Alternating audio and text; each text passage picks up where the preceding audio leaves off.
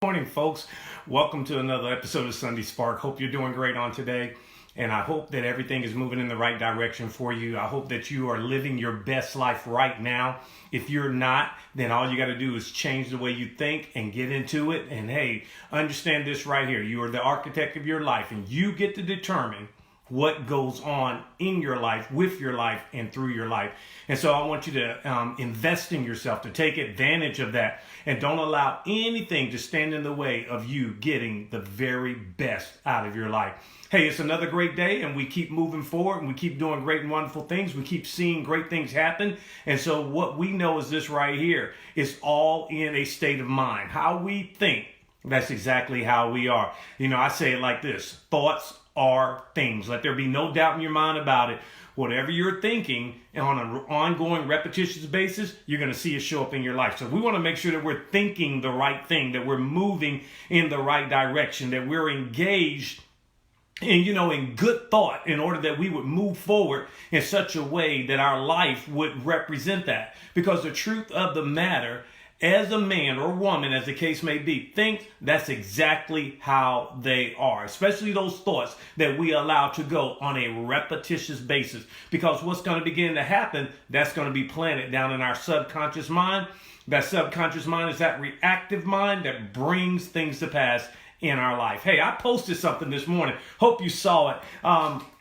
Got 2 notebooks worth of notes. I'm not going to talk about all of them, but I need them in order to be clear on what I'm speaking about today, because I think this is a powerful, powerful statement. And when we get an understanding of it and we begin to apply it to our life gets dramatically better. And that's what I hope for you, and that's what I want for you. I want your life to be dramatically better. And the way to get your life to be dramatically better is to become consciously aware of what you're thinking. So I made this statement right here. I said, every action is due to a feeling, and every feeling is due to a thought. Let's break that down. Action, every action, the things you do, everything you do is due to a feeling or an emotional state. We do things based on feelings. And the truth of the matter is, whatever we're doing it for a certain feeling. When you dig deep and uncover all the layers and really get into it, everything that we're doing, we're seeking a certain feeling. That's why we do what we do. And in that, we got to understand this right here, that all of our actions are driven out of desiring that certain feeling. But here's the key. While the feeling does fuel our actions, we have to also understand this right here, that our thoughts are driving our feeling. Now, I can prove that out in just a couple of ways. However you feel, that's how you're going to progress, and that's how you're going to go. But that feeling is driven by the way you think. Change the way you think, and you change the way you feel. If you would ever, just let me put it like this. Here's the best way to say it. Take some time and really, when you're not feeling your best, start asking questions. Start investigating why you're having that feeling. Why do I feel that way? And I believe you're going to find that it's going to come to the way you're thinking, the thoughts. Because a thought is nothing more than the way we think. So if that is the case, and I know it is, every action is due, is due to a feeling, and every feeling is due to a thought. So, and like I said, if you believe that statement, wouldn't it behoove us to take the time to examine what we're thinking in order that we would have the right feeling, which fuels our actions, so that we would have proper action? So I want to talk to you a little bit about that. All right, so now we go in and we say you take action, or the action you take or do not take is because of how you feel it. Feelings drive us. You know that. Your feelings drive you. I'm going to use an example of that. So let's say, for instance, there's a person and they decide, you know what? I'm going to work out. I'm going to get it done. I'm going to go work out today, and I'm going to hit it out, and I'm going to knock it out of the park. But they don't have any follow through. They don't carry out the action of that. So why would a person go through that but then not follow through on the action? It has to be something they're thinking. So one of the things that I do as a coach is I go back and I start digging deep. I call it uncovering the layers of why you feel that way. We already know that it comes from a thought. What I want to discover and help you to discover, what is the thought that's driving that feeling that's getting the action. when I talk to people, I always want to know what is the feeling first that's causing that action, and then what's the thought behind it. I had one of my clients on yesterday, and I know he doesn't mind me sharing this. We was talking about he was feeling a certain way towards somebody, a young lady on the job. He was talking to me about that, and he didn't understand completely and totally why he was feeling that way. So that caused a certain action. He wouldn't speak to her. He wouldn't address her. He said he wouldn't even look at her. And if they were going in opposite directions, he would turn and go another way. Now that got me, and I said, okay, well, tell me this right here. Tell me what you're feeling when that is going on. And so what he told me, he's feeling anger. And I said, okay, so you have a feeling of anger, so you must be thinking an angry thought. Now, let's go back and find out and investigate where that thought is coming from. Because if we can discover where the thought is coming from, now what we can do, we can work to change your thinking. And you can change your thinking. There is one thing in life that you can definitely be in control of. That is your thinking. Now, let me say this real quickly. You may not be able to change people, and you definitely can't change your past, but you can change your behavior, and you can change the way you think. So what we did, we started going back, and what I discovered was, some time ago, this lady had done something that he didn't feel was right, that it didn't benefit him. So now because of that, he had this thought that he was angry with her. And although he said he had let it go, obviously he hadn't let it go because he was still having the action of not wanting to deal with her, not wanting to correspond with her. So what we did, we began to work our way back, and we said, aha. We found that aha moment, I like to call it. And the reason why he was not doing what he needed to do was because of the thinking that he had of she hadn't done something right on his behalf. And so because of that, now he had this feeling of anger, and the outward results of his anger was to disregard this lady and have nothing to do with her.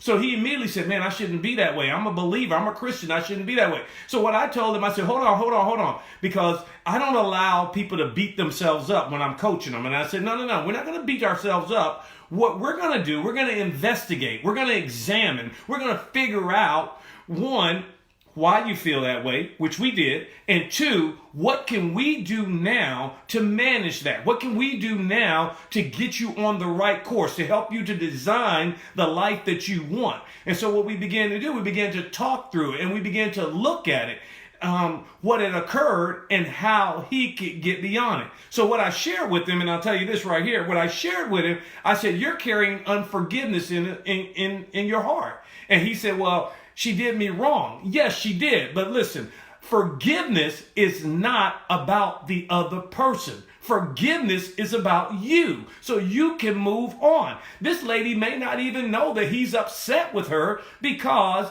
he's carrying unforgiveness in his heart. It's affecting him. It's not affecting her because she continues to walk on and do her normal thing, but himself, he's hindered up, and now he's walking around here with anger. And anytime you have anger or hatred or one of those lower level emotions going on in your life, anytime you have that going on, you can't create. You can't be at your best. Why? Because you are in a chemical residue of anger and hatred to such a degree that you can't be creative.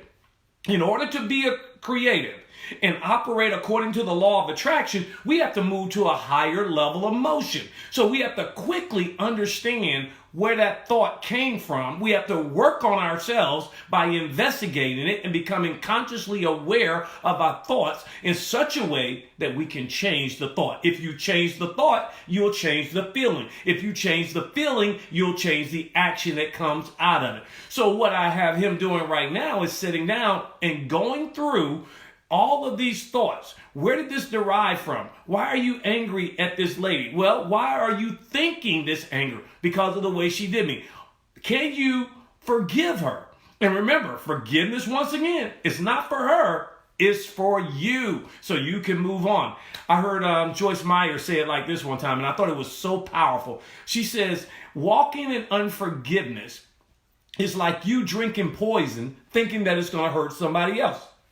So I shared that with him. I said, listen, I said, you're walking around in anger, and the anger is only hurting you. It's only keeping you from the best life you can have. It's not hurting her, but it's hurting you. So what we're going to do, we're going to practice forgiveness. Now, you can't forget it, but you can forgive. Forgive means to not hold it against them. So I'm not going to hold it against you any longer. Doesn't mean that I'm not going to say, let me watch out for this, because I'm smart enough to know that you did me wrong once.